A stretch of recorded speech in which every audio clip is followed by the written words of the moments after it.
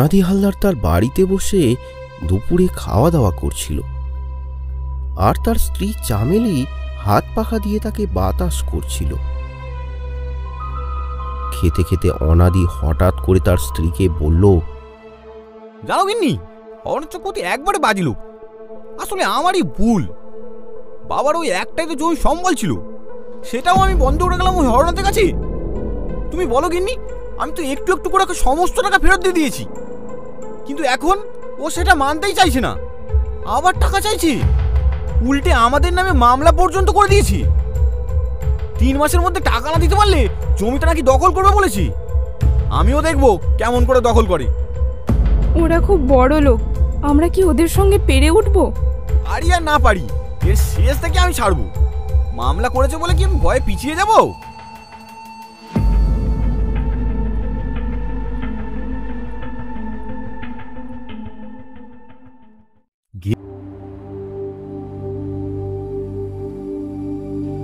অনাদির ছোট্ট সংসার, সে তার স্ত্রী চামেলি আর তার একমাত্র আদরের ছেলে মানিক। অনাদি তাদের গ্রামেরই একটা মিষ্টির দোকানে কাজ করত। সেখানে কাজ করে বেশ কিছু টাকাও সে জমিয়েছিল, কিন্তু হরনাথ চক্রবর্তীর সাথে মামলা লড়তে গিয়ে এই কয়েক মাসে সে যা জমিয়েছিল তার সবই খরচ হয়ে যায়। উল্টে অনাদি মামলাও হেরে গেল, কারণ সে যে টাকা ফেরত দিয়েছিল তার কোনো কাগজপত্রই তার কাছে ছিল না। উল্টে সে হরনাথ চক্রবর্তীর কাছ থেকে যে জমি বন্ধক রেখে টাকা নিয়েছিল তার কাগজপত্র হরনাথ চক্রবর্তীর কাছে ছিল।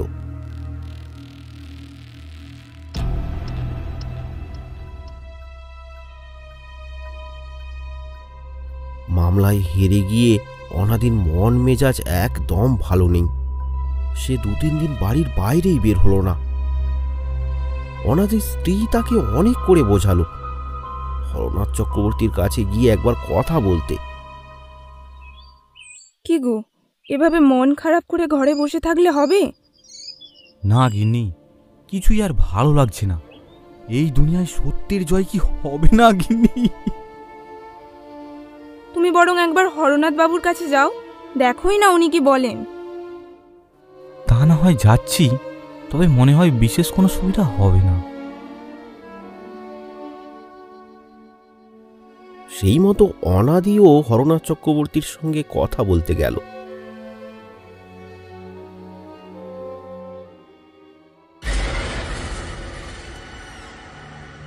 সেই সময় হরনাথ বাবুর বাড়িতে গ্রামের আরো বেশ কয়েকজন ছিল।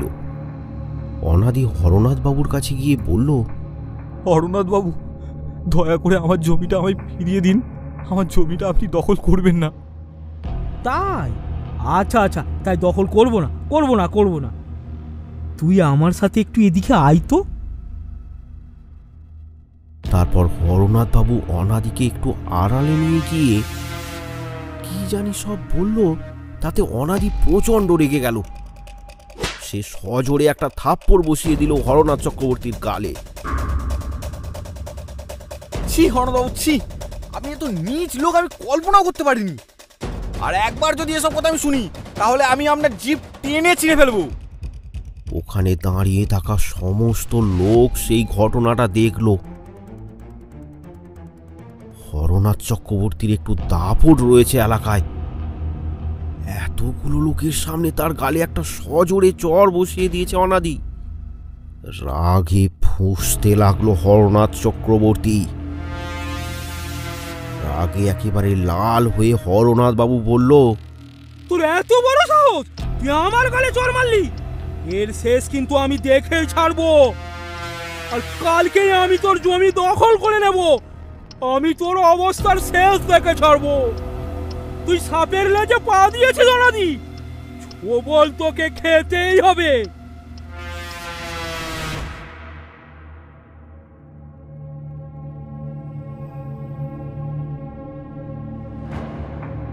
অনাদি মন মরা হয়ে বাড়ি ফিরল। তার স্ত্রী তাকে দেখে জিজ্ঞাসা করল, কি গো, কি হলো? বললাম তো সব কিছু হবে না, বাদ দাও, সব বাদ দাও। অনাদি আর কিছুই বলল না। সে ঘরের ভেতরে চলে গেল।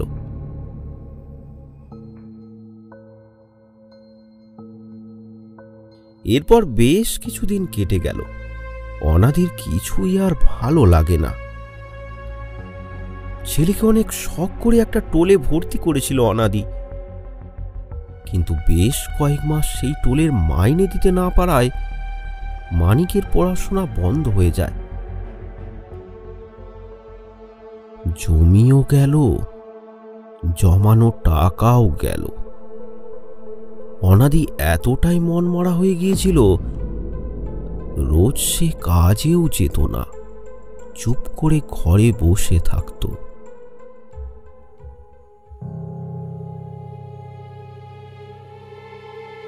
হঠাৎ একদিন রাত থেকে একটা অজানা রোগে আক্রান্ত হলো অনাদি।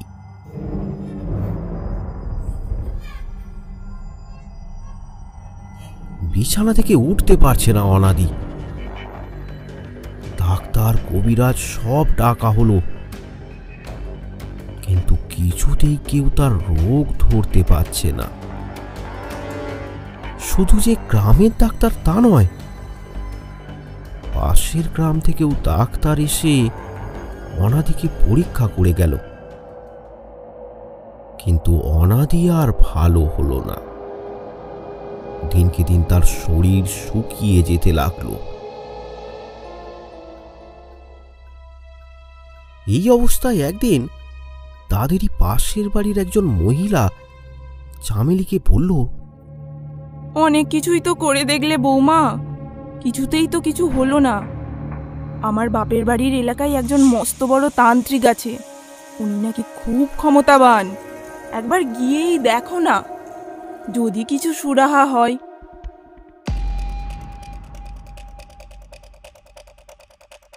চামেলি তৎক্ষণাৎ বেরিয়ে পড়ল সেই তান্ত্রিকের কাছে যাওয়ার জন্য।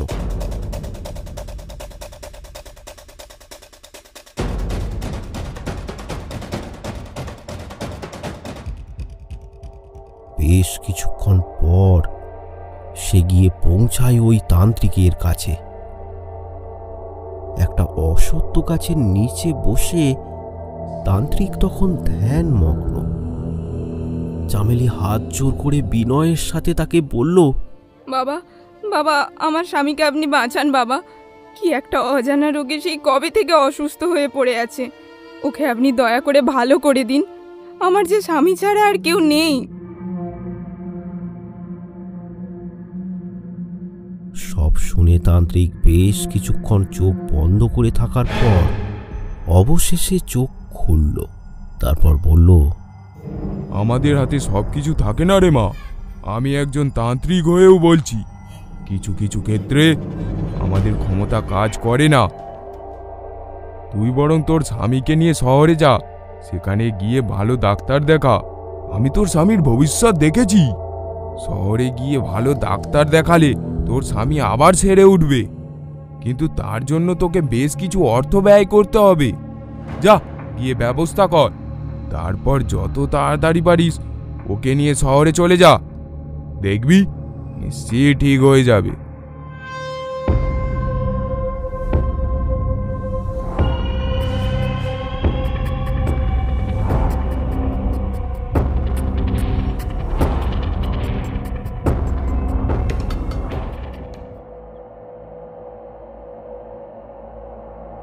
একরাশ চিন্তা নিয়ে বাড়ি ফিরে এলো চামেলি।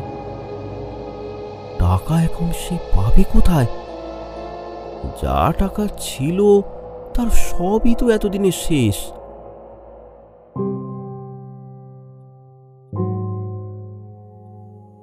সন্ধ্যার সময় বাড়ির বাইরে উঠানে বসে আছে চামেলি। সে ভাবতে থাকে কি করে তার স্বামীকে সে কলকাতায় নিয়ে যাবে, কি করে জোগাড় করবে এতগুলো টাকা। ভাবতে ভাবতে হঠাৎ তার মনে পড়ে হরনাথ চক্রবর্তীর কথা। তাকে টাকা চাইলে কেমন হয়, সে কি এই অবস্থাতে টাকা দেবে না? লোকটা যতই খারাপ হোক, সে কি এই অবস্থাতে তাকে ফিরিয়ে দিতে পারবে?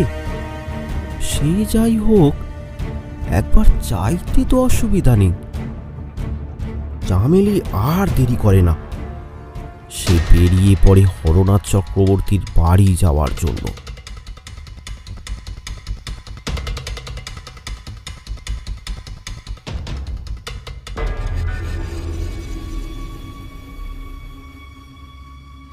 কিছুক্ষণের মধ্যেই হরনাথ চক্রবর্তীর বাড়িতে পৌঁছে যায় চামেলি।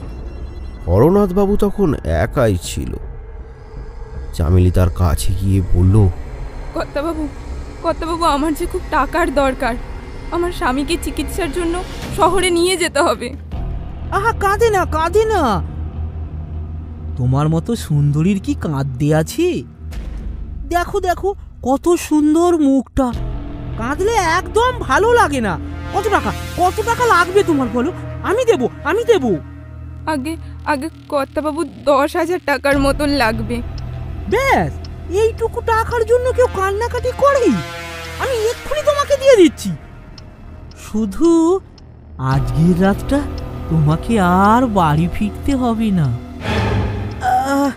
শরীরটা কেমন ম্যাজ করছে। আজ রাতটা আমার কাছেই থাকবে আর আমার সেবা করবে। এসব আপনি কি বলছেন কর্তাবাবু? সত্যি লক্ষ্মী, 10,000 টাকা কি এমনি চলে আসে? তোমার স্বামীকে ভালো করতে হবে না? কি এমন চেয়েছি তোমার থেকে? ভেবে দেখো, তোমার কাছে তোমার স্বামীর জীবন আগে না তোমার এই ঢং? লজ্জা, ঘৃণা, রাগে ফুঁসতে থাকে চামেলি, কিন্তু কিছুই বলতে পারে না। কাঁদতে সেখান থেকে চলে আসে চামেলি।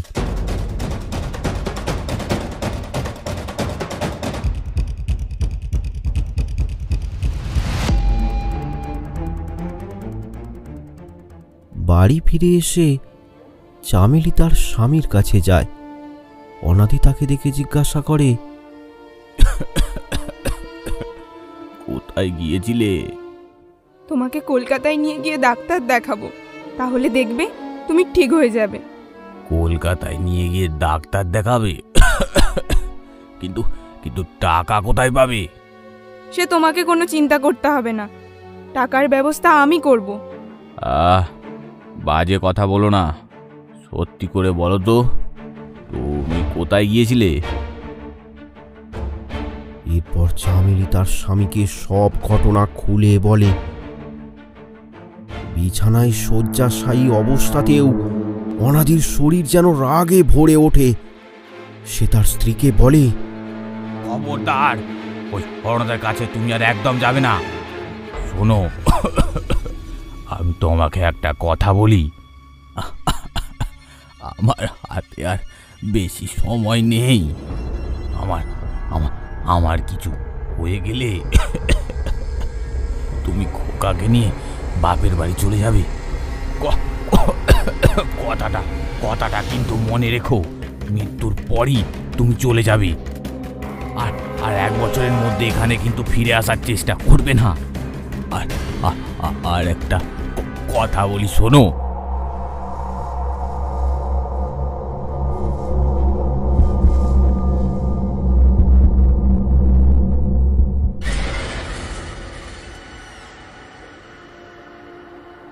পরের দিন মাঝরাতেই অনাদির মৃত্যু হয়।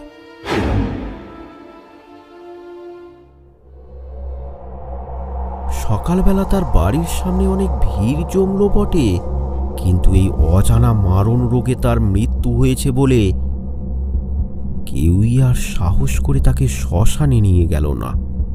একে একে সবাই সেখান থেকে চলে গেল।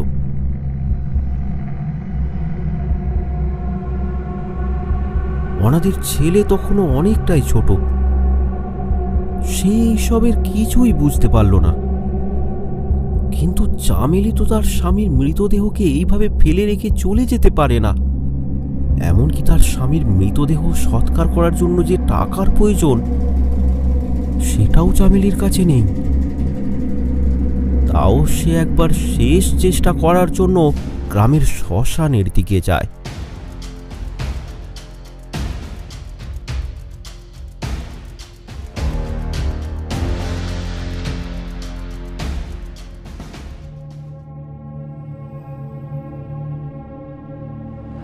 শ্মশানে পৌঁছে চামেলি ডোমকে বলে, আমার কাছে কোনো টাকা পয়সা নেই, দয়া করে আমার স্বামীর মৃতদেহটা সৎকার করে দিন। কিন্তু মৃতদেহ সৎকার করতে গেলে কাঠ, ঘি এসবের তো প্রয়োজন আছে, সেগুলো পাবো কোথায়? কিন্তু কোথা থেকে পাবো আমি এত টাকা? দেখো না একটু চেষ্টা করে, গ্রামের লোকেদের কাছে গিয়ে বলো।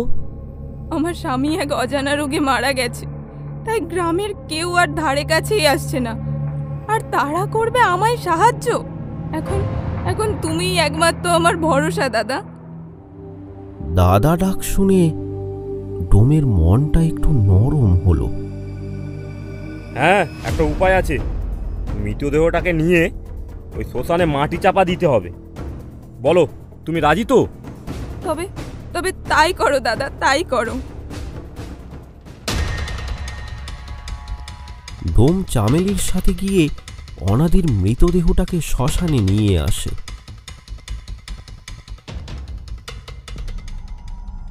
তারপর মাটি খুঁড়ে মৃতদেহটাকে চাপা দেয়া হয়।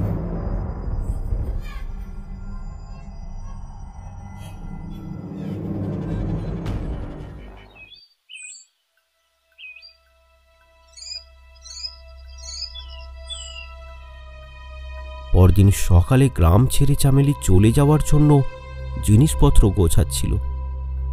ঠিক তখনই হরনাথ আর তার চেলা চামেলির বাড়ির সামনে এসে হাজির।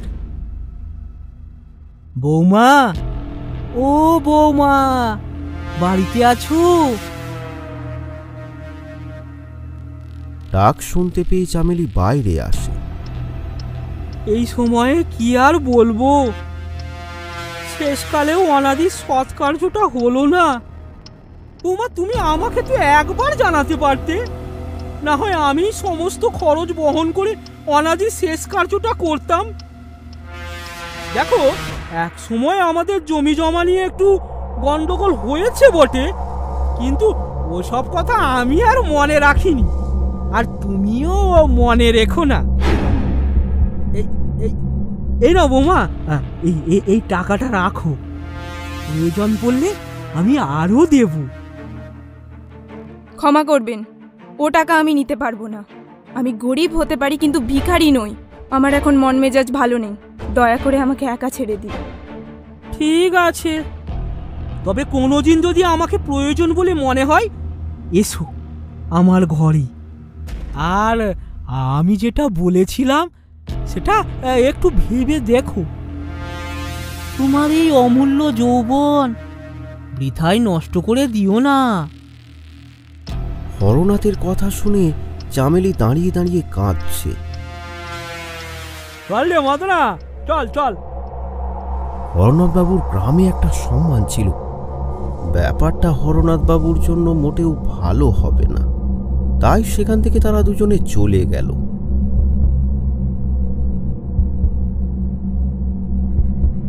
দুপুরের একটু পরে চামেলি তার ছেলেকে নিয়ে গ্রাম ছেড়ে চলে গেল।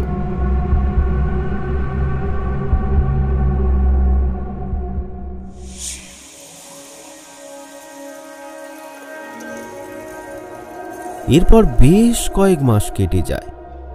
পাশের গ্রামে যে তান্ত্রিকের কাছে চামেলি তার স্বামীর রোগ ভালো করার জন্য গিয়েছিল, সেই তান্ত্রিককে একদিন সকালবেলা গ্রামের কিছু লোক উদ্ধার করলো একটা গাছের ডাল থেকে।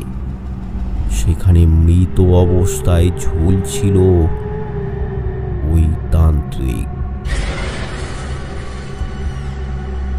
ওই গাছটার নিচেই বসে সে ধ্যান করত, কিন্তু অদ্ভুতভাবে তার মাথাটা কেউ যেন ঘুরিয়ে পেছন দিকে করে দিয়েছে, আর তারপরই ঝুলিয়ে দিয়েছে গাছের ওপর। প্রথমে গ্রামের লোকেরা ব্যাপারটাকে ততটা গুরুত্ব না দিলেও পরে লোকের মুখে মুখে আলোচনা হতে থাকে।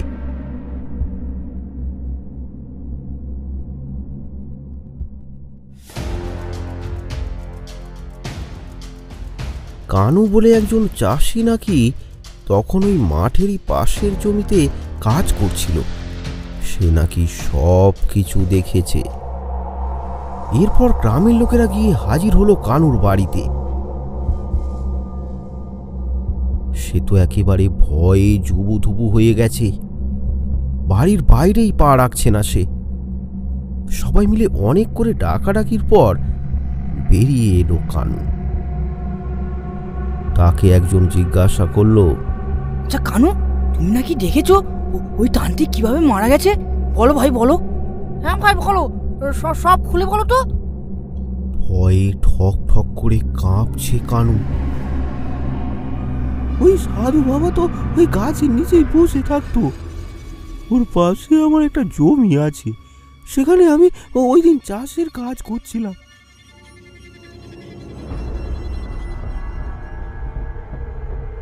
কাজ করতে করতে সন্ধে হয়ে যায়। পাশের মাঠে নিমাই বলাই সবাই যারা যারা ছিল সবাই বাড়ি চলে যেতে লাগলো। তখনও খানিকটা আলো ছিল, আমার কাজও পড়ে রয়েছে, তাই আমি ভাবলাম যতটা এগিয়ে রাখা যায় আর কি। তা আমি কাজ করছি, হঠাৎ করে সাধু বাবা দেখলাম উঠে দাঁড়ালো। তারপর ভয়ে এদিক ওদিক দেখতে লাগলো, আর তখনই একটা কালো ছায়া মূর্তি প্রকট হলো। কোথা থেকে যে এলো তা আমি জানি না। সাধু বাবার মাথাটা কালো ছায়া মূর্তিটা দুহাত দিয়ে মুচড়ে দিল।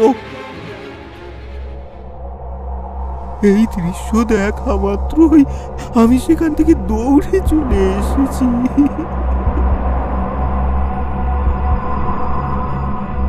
এই কথা শোনা মাত্রই গ্রামের সব লোক ভয় পেয়ে সেখান থেকে পালিয়ে গেল। তারা এতক্ষণে ব্যাপারটা বুঝেছে যে সাধু বাবাকে যে মেরেছে সে কোনো মানুষ নয়, সে একটা পিশাচ।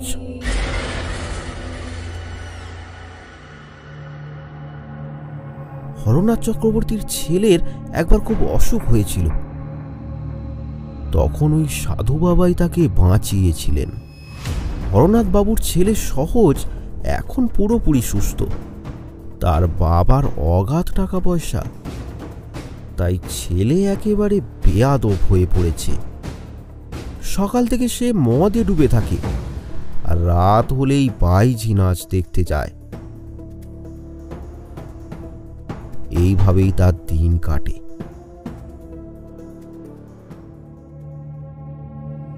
সাধু বাবার মৃত্যুর খবরটা হরনাথ চক্রবর্তীর কানেও গিয়েছিল। সে তার ছেলে সহজকে ডেকে বলল, সহজ, কিভাবে তুমি তোমার জীবনটা ফিরে পেয়েছো তা কি তুমি ভুলে গেছো? যে সাধু বাবার দয়ায় তোমায় বাঁচিয়েছিলাম তিনি কিন্তু এখন আর বেঁচে নেই। শোনা যাচ্ছে কোনো এক পিশাচের হাতে নাকি তিনি মারা গেছেন। তুমি একটু সাবধানে থেকো বাবা। হ্যাঁ, পিশাচ? হ্যাঁ, আমাদের গ্রামে আবার পিশাচ কোথা থেকে এলো? ভুলে যাও না, আমার সত্য অনাদি কিছুদিন আগেই মারা গেছে। আর সে কিভাবে মারা গেছে সেটা কিন্তু তুমি ভালোভাবেই জানো। এমনকি তার মৃতদেহের সৎকার্য পর্যন্ত করা হয়নি। হতে পারে সেই মৃত্যুর পর পিশাচ রূপ ধারণ করে ওই সাধু বাবাকে হত্যা করেছে। হরনাথ চক্রবর্তীর পাশেই দাঁড়িয়েছিল তার চেলা মদনা। সমস্ত ভালো মন্দ কাজে সে হরনাথ বাবুকে সাহায্য করত। এমনকি অনাদির জমিও জোর করে দখল করার বুদ্ধিটা ওই মদনাই দিয়েছিল। আর তার ঘরে যে একজন সুন্দরী স্ত্রী রয়েছে সেই খবরটাও হরনাথ বাবুকে এনে দিয়েছিল ওই মদনা। হরনাথের অনাদির স্ত্রীর দিকে খারাপ দৃষ্টি ছিল সে কথা বুঝতে পেরেই অনাদি তার স্ত্রীকে তার বাপের বাড়ি চলে যেতে বলে। আবার একবার সে ফিরে এসেছিল, তারপর আবার চলে যায়। কেন সে এসেছিল সে কথা কেউই জানে না।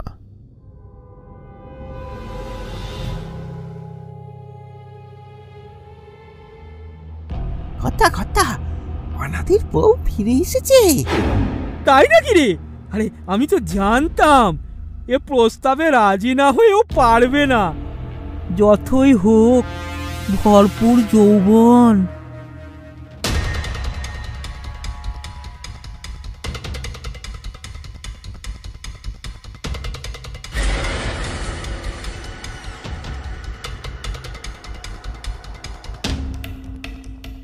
মদনা হন্তদন্ত হয়ে সন্ধ্যায় হরনাথ চক্রবর্তীর বাড়িতে গিয়ে তাকে বলল,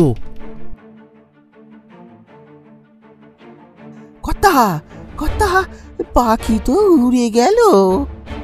উড়ে গেছি? কোন পাখির কথা বলছিস রে?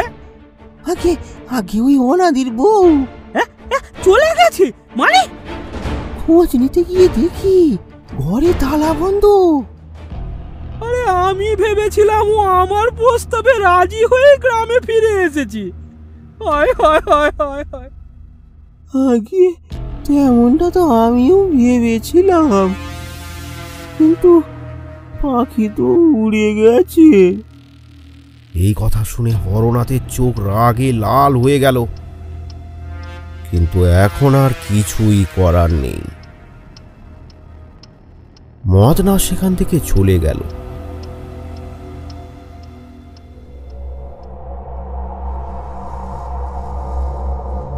গ্রামের নির্জন রাস্তা দিয়ে বাড়ি ফিরতে লাগলো মদনা। মদনা বাড়িতে একাই থাকে। তার স্ত্রী গত হয়েছে আজ 5 বছর হলো।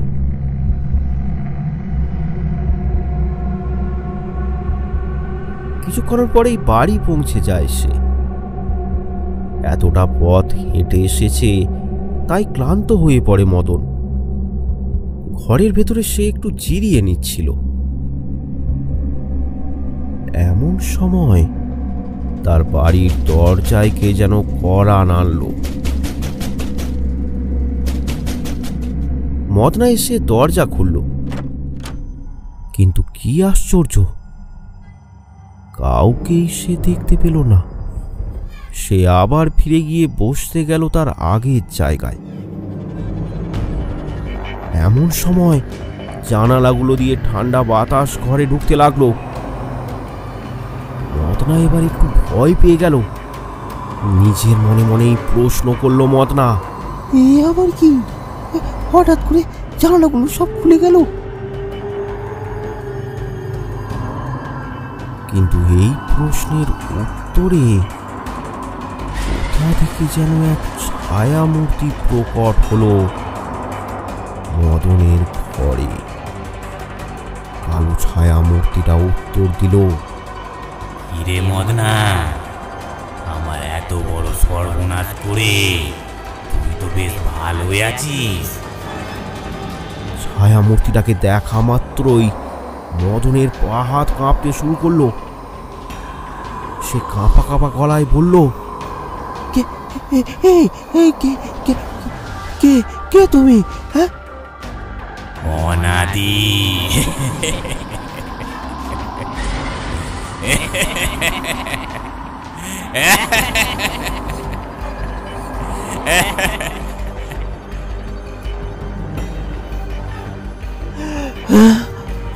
অনাদি নামটা শোনা মাত্রই মদনা চমকে উঠল। আমার বাড়ির সামনে পান সুপারি হলুদ পড়া তুই দেখেছিলি না?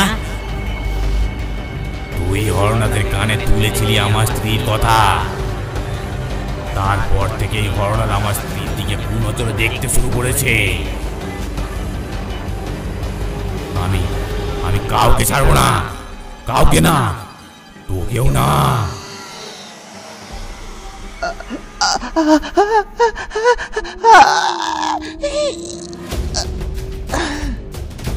এবার মদনার বিকট আর্তনাদ শোনা গেল। সেই আর্তনাদ শুনে আশেপাশের লোক ছুটে এসে দেখল মদনা মৃত অবস্থায় তার ঘরের মেঝেতে পড়ে রয়েছে। তার ঠিক কপাল বরাবর কেউ যেন একটা ধারালো ছুরি মেরেছে। তাকে দেখে গ্রামের সবাই ভয়ে শিউরে ওঠে।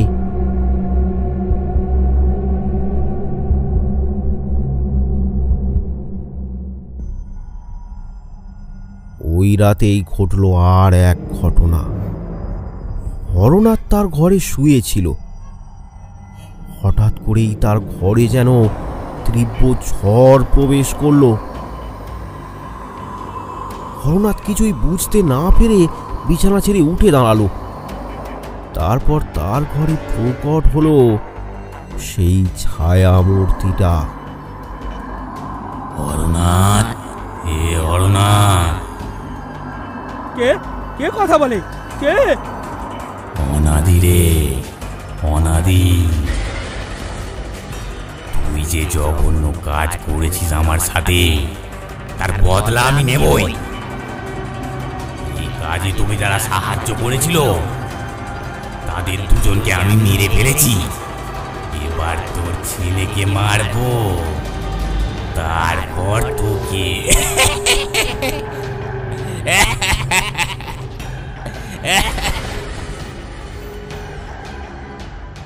আস্তে আস্তে আবার সবকিছু স্বাভাবিক হয়ে গেল।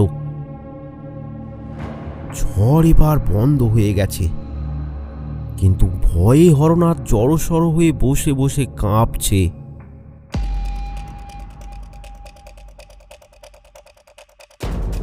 পরদিন সকালেই হরনাথ পাশের গ্রামে গেল এক তান্ত্রিকের সাথে দেখা করতে।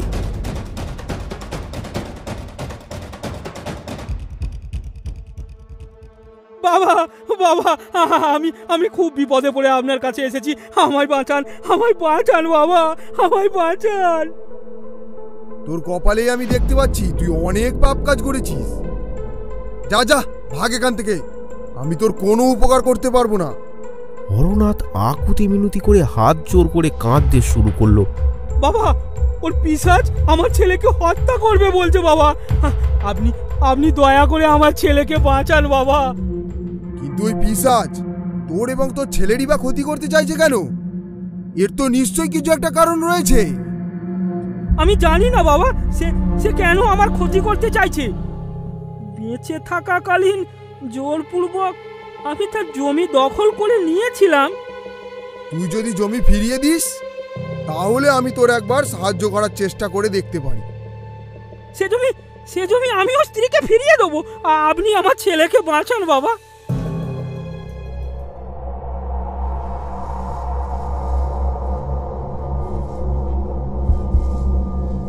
তান্ত্রিক হরনাথকে সাহায্য করতে তার বাড়িতে এসে উপস্থিত হল।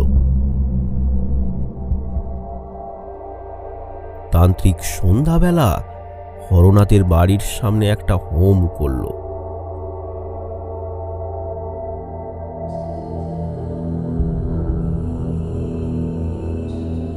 হোম সম্পন্ন হওয়ার পর তান্ত্রিক তার আসন ছেড়ে হরনাথের কাছে এসে তাকে বলল, ও কোনো সাধারণ পিশাচ নয় রে, ওর সাংঘাতিক ক্ষমতা। আমি তা টের পেয়েছি। ওকে বিনাশ করার কেবল একটাই উপায় রয়েছে, ওর দেহটা মাটি খুঁড়ে বের করে আগুন দিতে হবে। ওর মৃতদেহটা কোথায় আছে জানিস? আমি জানি না বাবা, তবে আমাদের শ্মশানের যে ডোম, সে জানে। সেই মৃতদেহটা মাটিতে পুঁতেছিল। ওই ডোমের কাছে আমাকে এক্ষুনি নিয়ে চল। আর শোন, তোর ছেলের জন্য এখন এই বাড়ি কিন্তু নিরাপদ নয়, তাই ওকেও আমাদের সঙ্গে নিস। হরনাথ ভয় পেয়ে তার ছেলেকে সঙ্গে নিয়ে তান্ত্রিকের সঙ্গে বেরোলো ডোমের খোঁজে।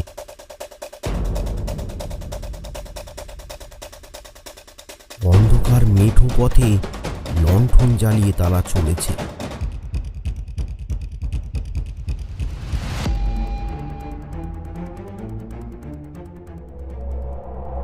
ডোমের বাড়ি পৌঁছে হরনাথ হাঁক দিল, ভান্ডারি, ভান্ডারি, ভান্ডারি, বাড়িতে আছিস? দরজাটা খোল। আরে আরে আরে কর্তামশাই, এখন এ সময় কিছু দরকার নাকি? আরে তান্ত্রিক বাবা আপনার সাথে? আজ থেকে বেশ কিছু মাস আগে তোমাদেরই গ্রামের একজন কে যেন অনাদি হালদার, তার মৃতদেহটা কোথায় কবর দিয়েছিলে? সে তো আমাদের শ্মশানের পাশে পড়ে থাকা একটা জমিতে পুঁতে দিয়েছিলাম। কিন্তু কেন এখন এই কথা জিজ্ঞেস করছেন কেন? অনাদির আত্মা মুক্তি পায়নি। সে পিশাচ রূপ ধারণ করে হরনাথ এবং হরনাথের ছেলের ক্ষতি করতে চাইছে।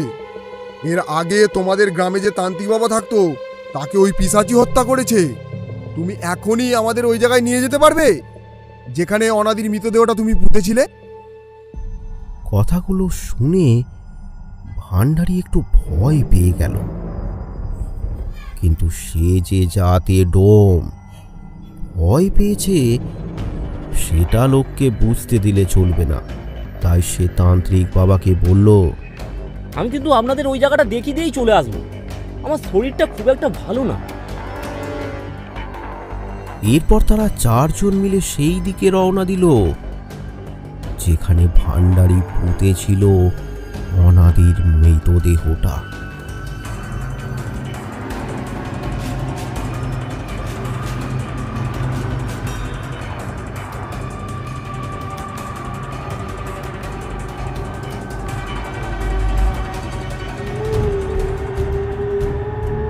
একসময় ভান্ডারি তাদেরকে শ্মশানের পাশ দিয়ে একটা জায়গায় নিয়ে এলো।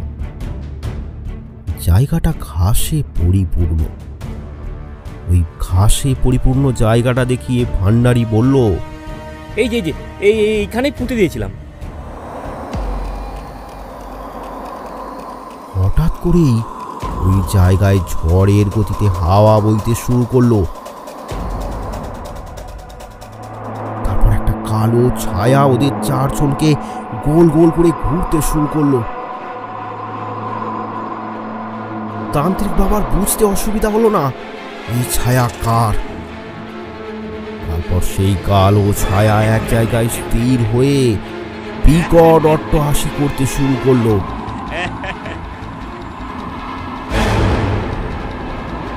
এরপর ছায়া মূর্তিটা দুহাত বাড়িয়ে তান্ত্রিকের সামনেই হরনাথের ছেলের গলা টিপে ধরল আর মাটি থেকে বেশ কিছুটা ওপরে তুলে ধরল। তান্ত্রিক বাবা তখন মন্ত্র পড়তে শুরু করলো ওই অনাদির আত্মাকে বশ করার জন্য, কিন্তু তার মন্ত্রে কোনো কাজই হলো না। অসম্ভব! এই মন্ত্র বলে আমি কত পিশাচকে কাবু করেছি, কিন্তু কিন্তু একে কেন পারছি না? এই দৃশ্য দেখা মাত্রই ভান্ডারি সেখান থেকে দৌড়ে পালিয়ে গেল। হরনাথ জ্ঞান হারিয়ে মাটিতে পড়ে যায়। হরনাথের ছেলের দেহ থেকে যখন প্রাণ ভোমরা বেরিয়ে গেল তখন ছায়া মূর্তিরা তার দেহটা ছুঁড়ে ফেলে দিল তান্ত্রিকের পায়ের কাছে। তারপর বলল, তুই আমাকে মারতে চাস? পারবি না, পারবি না।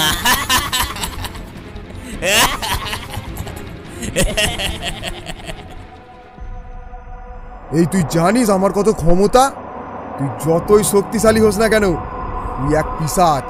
আর তোকে বিনাশ করার উপায় কিন্তু আমি জানি। তোর মৃত কঙ্কাল জ্বালিয়ে আমি তোর বিনাশ করব, আর তুই এই কাজে আমাকে বাধা দিতে পারবি না। তান্ত্রিকের এই কথা শুনে ছায়া মূর্তিটার হাসির কোনো রূপ পরিবর্তন হলো না। তা দেখে তান্ত্রিক একটু অবাকই হলো। আমি ওর কঙ্কালে আগুন দিয়ে বিনাশ করব, এ কথা শুনে ও হাসছিল কেন?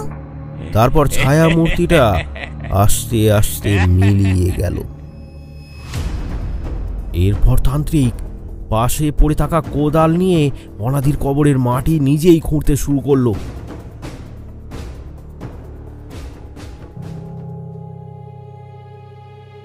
মাটি প্রায় অনেকটাই খোঁড়া হয়ে গেছে।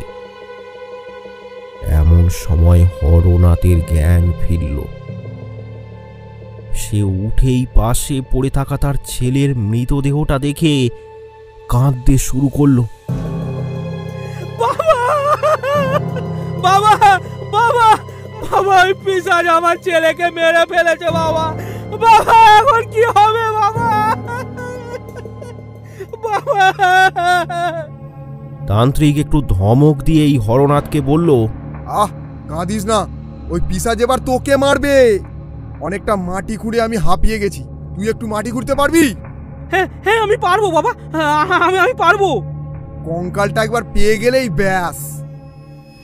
এই বলে হরনাথ তান্ত্রিকের হাত থেকে কোদালটা নিয়ে নিজে মাটি খুঁড়তে শুরু করলো।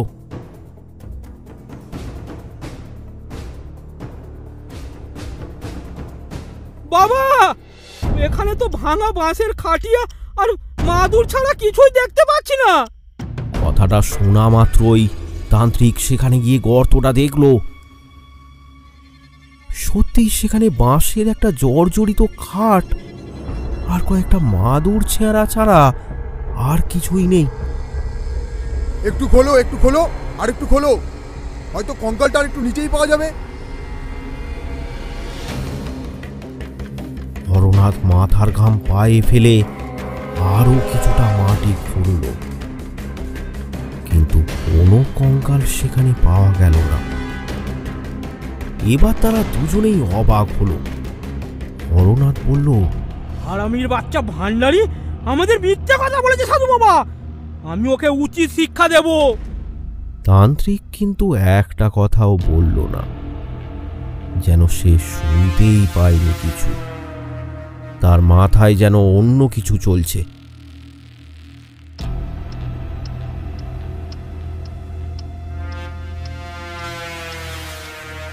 হরনাথ তান্ত্রিককে নিয়ে আবারও ভান্ডারির বাড়িতে এসে হাজির হলো। এবার সে চিৎকার চেঁচামেচি শুরু করলো। এ ভান্ডারি, বেরিয়ে আয়, বেরিয়ে আয় বলছি। তুই আমাকে মিথ্যা কথা বলেছিস। তুই যেই জায়গাটা দেখিয়ে বলেছিলি ওখানে অনাদির মৃতদেহটা পুঁতেছিলি, ওখানে তো কিছুই নেই।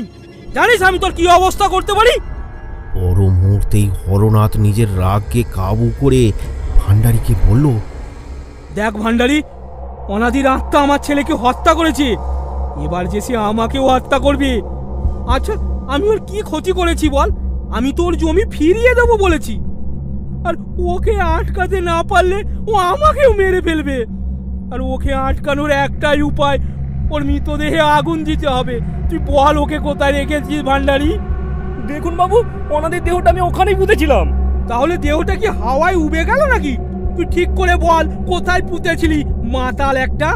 থাম তুই, মরার খাট বিছানাটা এখনো ওখানেই আছে, শুধু মরাটাই নেই। তার মানে মরাটাকে কেউ সরিয়ে ফেলেছে। আমি জানি না, আমি সরাইনি। বাবা, তাহলে কে সরিয়েছে? সেটা জানি না। তুই বলেছিলিস না অনাদির স্ত্রী অনাদির মৃত্যুর পর তার বাপের বাড়ি চলে গেছে? আমি একবার ওর সঙ্গে দেখা করতে চাই, আর আজই।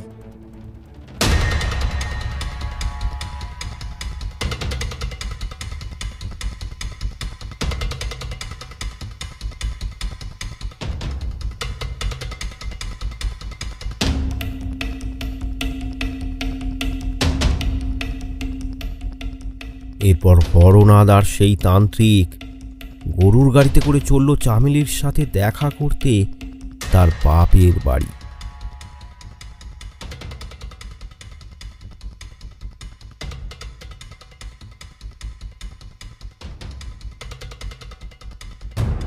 তান্ত্রিক চামেলির বাপের বাড়িতে পৌঁছে একটা বিধবা মেয়েকে দেখে বুঝতে পারল যে এটাই অনাদির স্ত্রী চামেলি।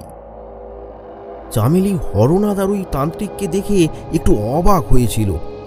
সে উঠে দাঁড়িয়ে কিছু প্রশ্ন করতে যাবে, তার আগেই তান্ত্রিক বলল, মা, মারে দেখ তো একে চিনতে পারিস কিনা? হ্যাঁ চিনতে পেরেছি। ও জোর করে তোর স্বামীর একটা জমি দখল করেছিল না? এখন ওর ভুল বুঝতে পেরেছে, ওই জমিখানা তোকে ও ফিরিয়ে দেবে। অরুণা তো হাত জোর করে অনাদির স্ত্রীর কাছে নিবেদনের স্বরে জানালো, বৌমা তুমি আমায় ক্ষমা করে দাও, বৌমা তুমি আমায় ক্ষমা করে দাও। আমি তোমাদের সমস্ত জমি ফিরিয়ে দেব। আমার অন্যায় হয়েছে বৌমা, আমায় ক্ষমা করে দাও। আমি আর তোমার দিকে নজর দেব না। মারে, তোকে একটা প্রশ্ন জিজ্ঞেস করব। তোর স্বামীর মৃত্যুর পর তুই তোদের গ্রামের ডোমের সাহায্য নিয়ে তোর স্বামীর মৃতদেহটা শ্মশানের পাশে একটা জায়গায় পুঁতে দিয়েছিলিস।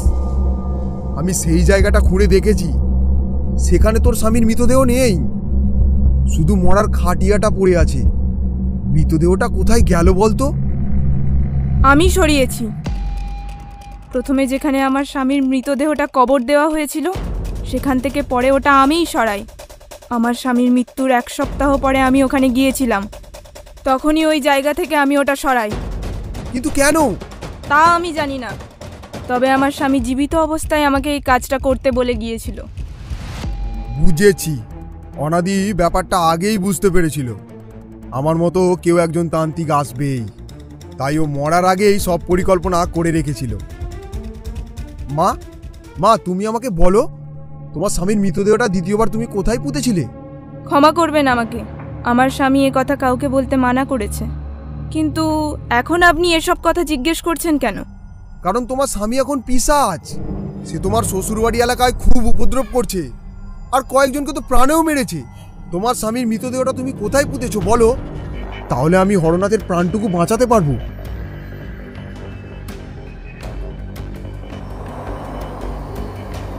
ইতিমধ্যেই আবার ঝোড়ো হাওয়া বইতে শুরু করেছে। বাতাসে একটা পচা গন্ধ কোথা থেকে যেন ছড়িয়ে পড়ল। তারপর এক বিকট পৈশাচিক হাসির শব্দ শোনা গেল। আস্তে আস্তে সেই ছায়া মূর্তি আবির্ভূত হলো। তুই যাদেরকে বাঁচাতে যাচ্ছিস তারা কেউ ভালো মানুষ নয়।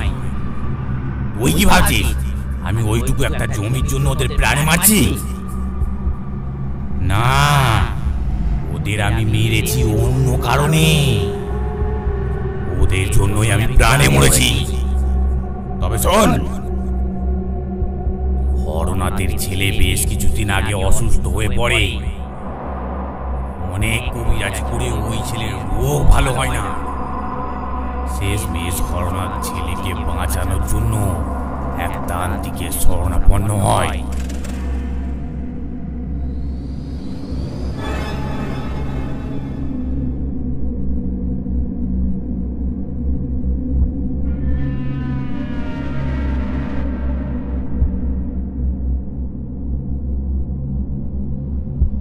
তোর ছেলে তো মারণ রোগের শিকার হয়েছে রে, একে বাঁচানো তো খুবই দুষ্কর। সাধু বাবা, আপনি যে করেই হোক আমার ছেলেকে বাঁচান। আপনি যা চাইবেন আমি সব দিতে রাজি। আপনি কিছু একটা করুন। আছে একটা উপায় আছে। আমি কালো জাদু করে তোর ছেলের মারণ রোগকে অন্য কারোর শরীরে চালান করে দিতে পারি রে। তাতে তোর ছেলে সুস্থ হয়ে যাবে আর ওই রোগের শিকার হয়ে যাবে অন্য কেউ।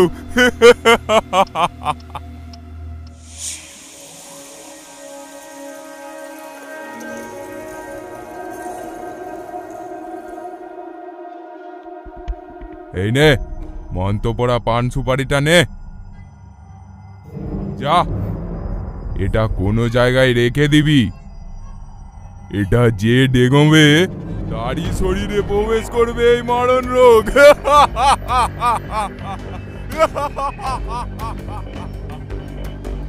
যাওয়ার সময় দক্ষিণাটা দিয়ে যাস বাপ।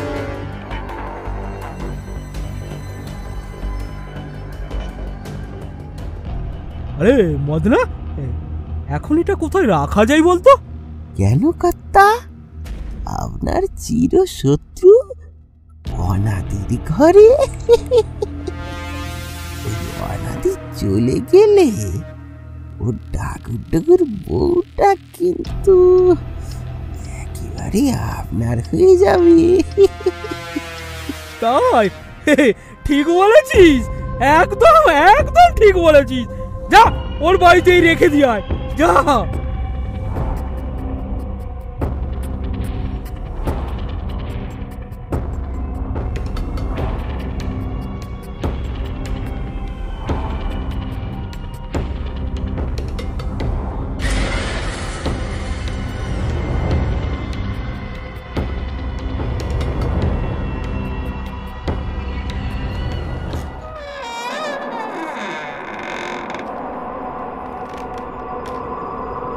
হরনাথের কুনজর ছিল আমার স্ত্রীর দিকে, তাই ওরা আমাকে তিলে তিলে মারলো। কি কি কি কি কি দোষ করেছিলাম আমি? কি দোষ করেছিলাম? সব শুনে তান্ত্রিক রাগে হরনাথের দিকে তাকিয়ে বলল, ছি, তুই আমাকে এত বড় মিথ্যে কথা বলে এখানে এনেছিস? আমি তোর এতটুকু উপকার করব না। এরপর ওই ছায়া মূর্তি ধীরে ধীরে এগিয়ে এলো হরনাথের দিকে। তারপর হরনাথের ঘাড় মোটকে মাথাটা পেছনে ঘুরিয়ে দিল। হরনাথ মরার আগে এক বিকট আর্তনাদ করে উঠল। এই দৃশ্য দেখতে না পেরে তান্ত্রিক আর চামেলি মুখ ঘুরিয়ে নিয়েছিল। সব শেষে ছায়া মূর্তিটা বলল, আমার বাড়ির উঠানে আমার স্ত্রী আমার মৃতদেহটা পুঁতে দেয়। তুই আমার মৃতদেহটা সৎকার করে এবার আমাকে মুক্তি দে, মুক্তি দে আমায়।